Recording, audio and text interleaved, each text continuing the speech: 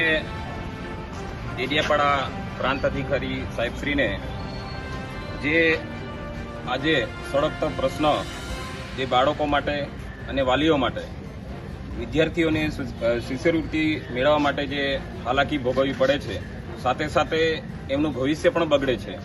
આજે digital Gujarat portal પર માધ્યમિક અને ઉચ્ચ માધ્યમિક જે શાળાના જે બાળકો છે, જે શિષ્યવૃત્તિ મેળવવા માટે રાતવાસો આજે ડેડિયાપાડામાં કરવો પડે છે.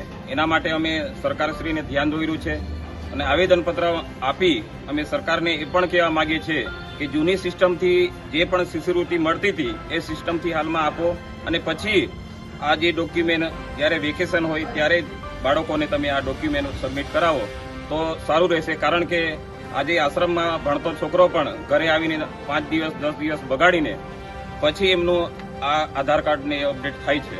એટલે અમારે સરકારશ્રીની વિનંતી છે તાત્કાલિક એના પર પગલાં લઈ અને તાત્કાલિક અસરથી જૂની પદ્ધતિથી શિષ્યવૃત્તિ જમા કરે અને બાળકોનું ભવિષ્ય નહીં બગડે એવું અમારી માંગ છે.